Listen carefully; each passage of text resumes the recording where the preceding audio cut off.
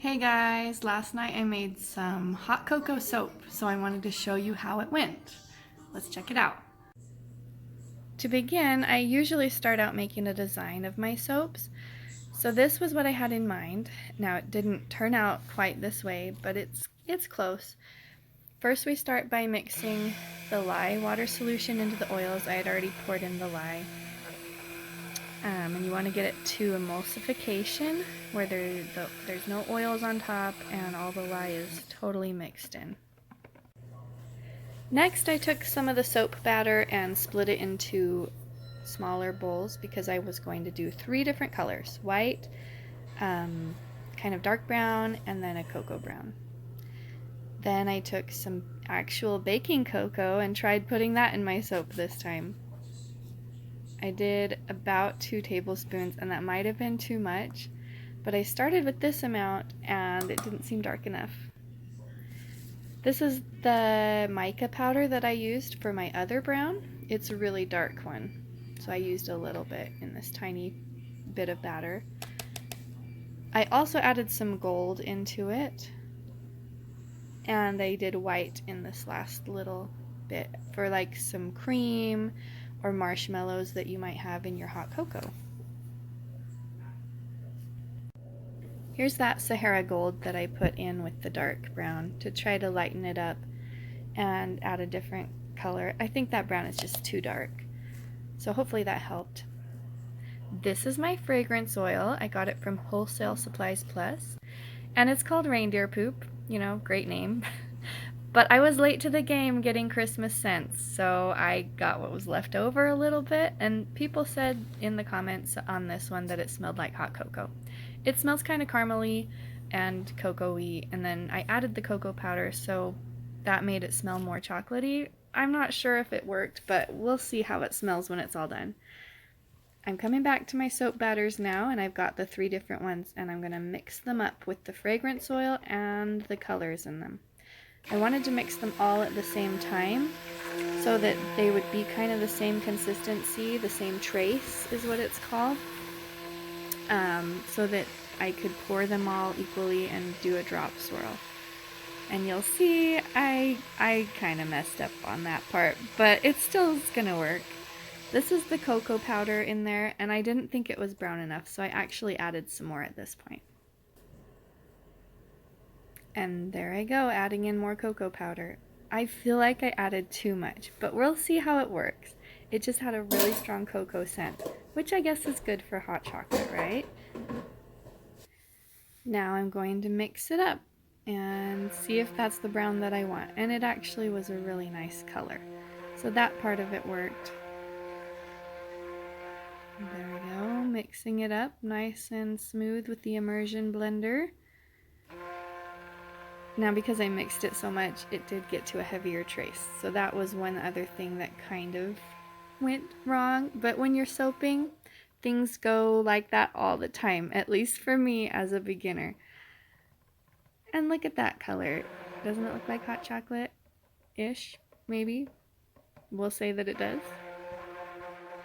And then I just had to mix up the other 2 colors real quick.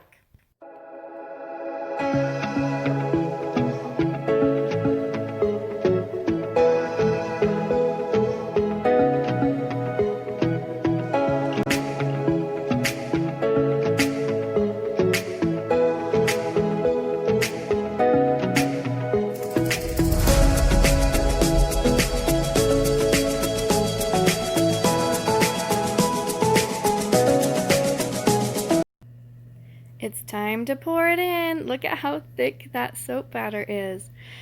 I think it still worked out. It's just a little harder to work with thick soap batter like that. So I tried to smooth it into the corners here with my spatula before I dropped in the white.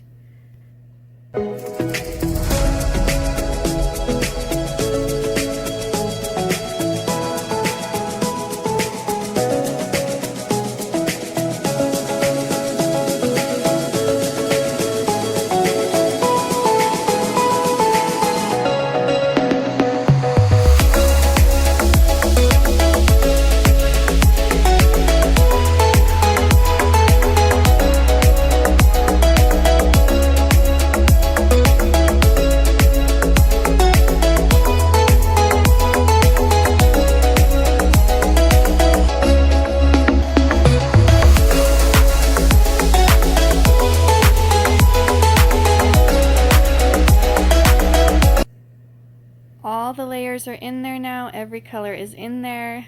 And I started adding some marshmallow on top, or whipped cream, or some kind of yumminess. But the problem was I forgot to do my swirl, and I realized this later, and you'll see what I did to try to fix it.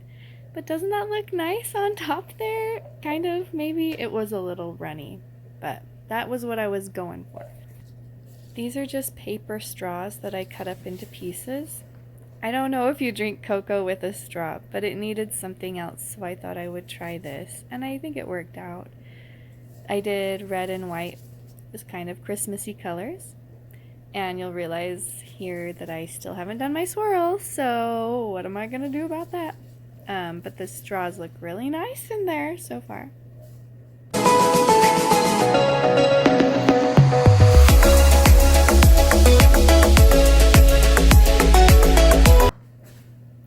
Oops, that's what I was saying there. I realized I hadn't done my spoon swirl. I wanted those colors swirled together. So I thought, why not try it? Don't worry, we can recover from this. Just keep watching. It looks like a big hot mess right now, but it is hot chocolate. So hot's okay, right? And messy's okay. We're gonna be all right. Just hang in there with me. So after tapping it down on the counter to get rid of air pockets and cleaning up these sides and fixing the straws, it was looking a little better, but the top is still a big mess. I decided that I would try pushing the top to the side so that you have white on one side and you can see the brown on the other. And I used a measuring spoon here to do that. You'll see. Now you can see it's pretty set up. So I was a little nervous this wouldn't work, but I think I pulled it off. And yeah, maybe it looks a little bit more like a root beer float than hot cocoa. But I still stand by my hot chocolate soap and say, doesn't this look delicious? Who wouldn't want this on a cold winter's night? You got the cream, you've got the marshmallow, and you've got the yummy cocoa underneath. And if people don't drink cocoa with a straw, then they should. This is my hot chocolate soap. And it's looking pretty delicious, even with the mess, right? The last step in my hot chocolate soap was to sprinkle on a little bit of this mica powder from Nurture Soap. It's the dark chocolate brown that I used earlier in the soap. And I thought that this might look like some cocoa powder on top or some cinnamon or something yummy that just tied it all together. While I've been making this video, my kids have been destroying my house, so I better go see what's going on. And while I do that, you can enjoy the final last look of the hot chocolate cocoa Cuddles soap.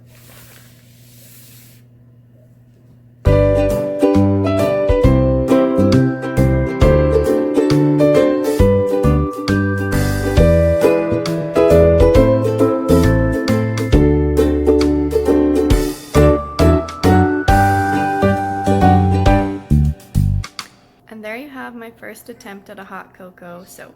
We'll see how it looks on the inside when we get to cut it in 3 days.